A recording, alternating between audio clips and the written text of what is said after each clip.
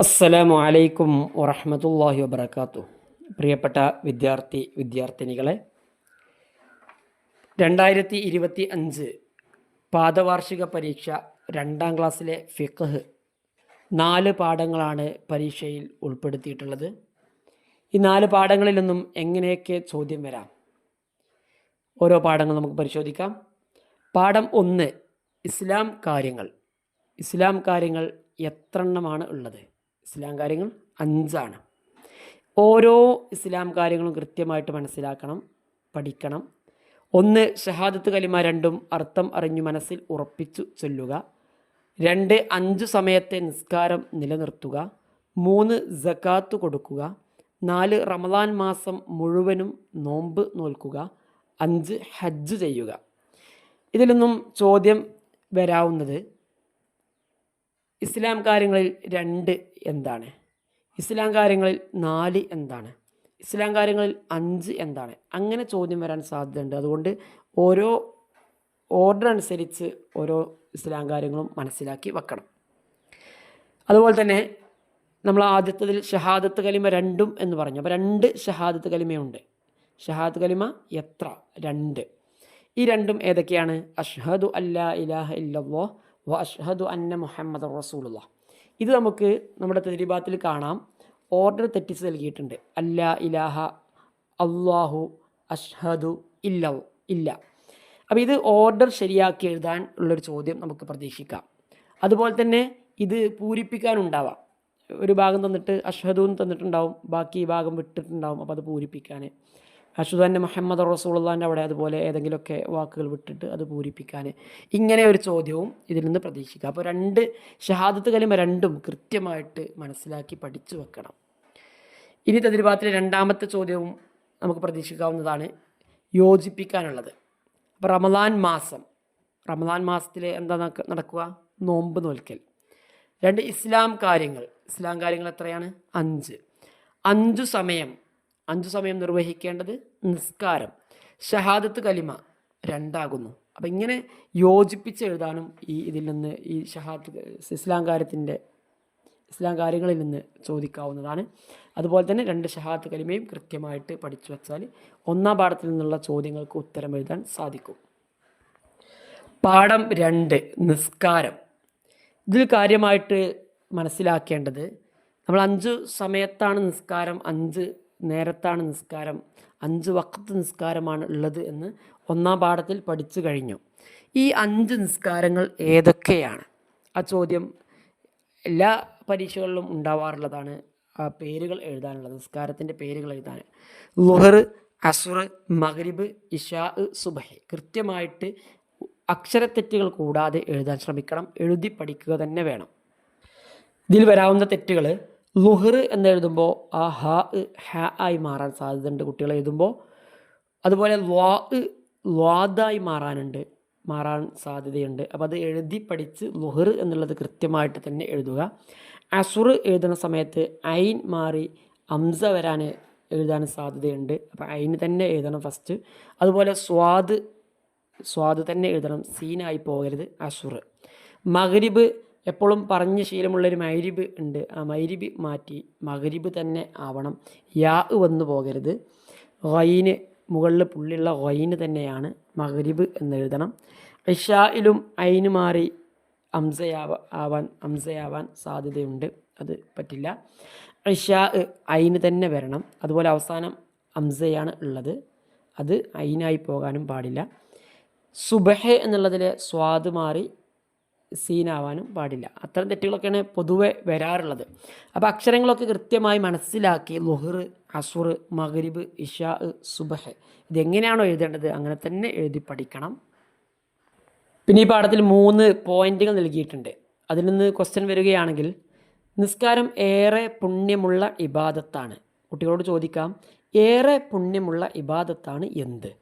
അപ്പോൾ നിസ്കാരം എഴുതിയ ഉത്തരം ശരിയായി. നിസ്കരിക്കുന്നവനെ അള്ളാഹുവിന് വലിയ ഇഷ്ടമാണ്. അപ്പോൾ അള്ളാഹുവിന് വലിയ ഇഷ്ടമാണ് ആരെ? നിസ്കരിക്കുന്നവനെ.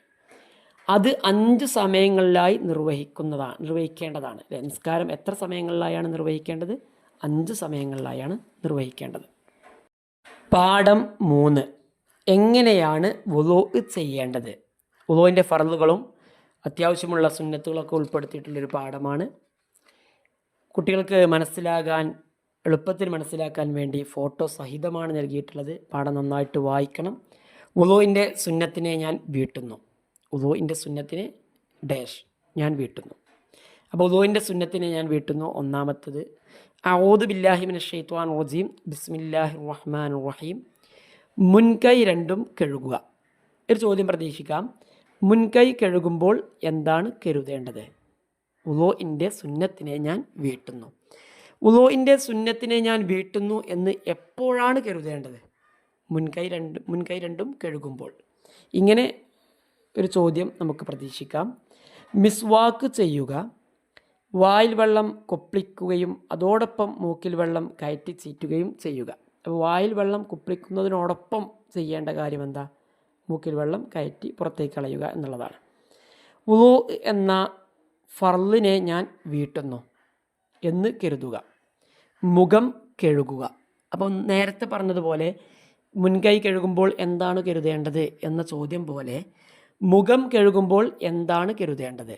വുളൂ എന്ന ഫർളിനെ ഞാൻ വീട്ടുന്നു. വുളൂ എന്ന ഫർളിനെ ഞാൻ വീട്ടുന്നു എന്ന് എപ്പോഴാണ് കരുതേണ്ടത്? മുഖം കഴുകുമ്പോൾ. വലതുകൈ മുട്ടുൾപ്പെടെ കഴുകുക.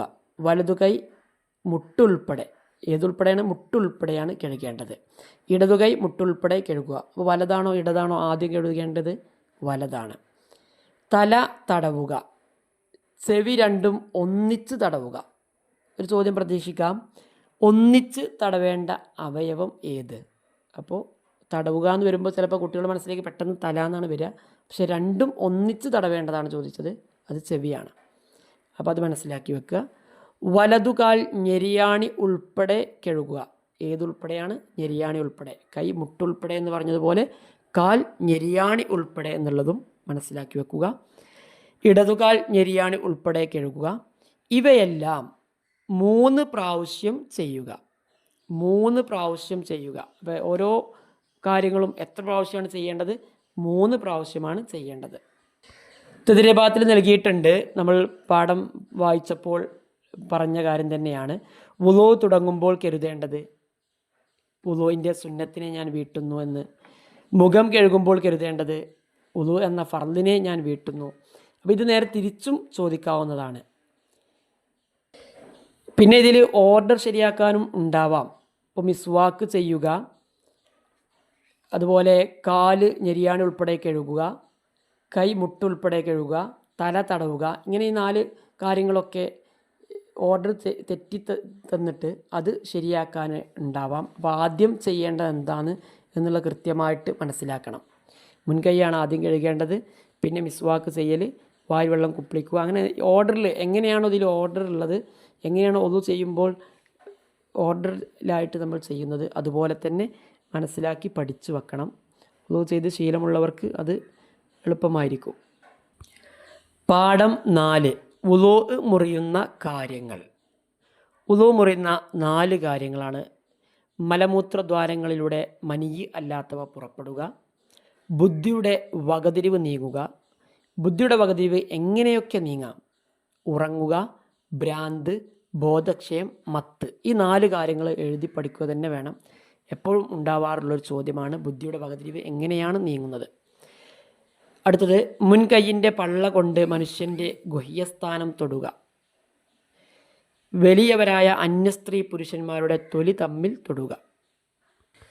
തദ്രീബാത്തിലെ 2ാമത്തെ ചോദ്യത്തിൽ അത് കാണാം. ബുദ്ധിയുടെ വകതിരിവ് നഷ്ടപ്പെടുത്തുന്ന 4 കാര്യങ്ങൾ.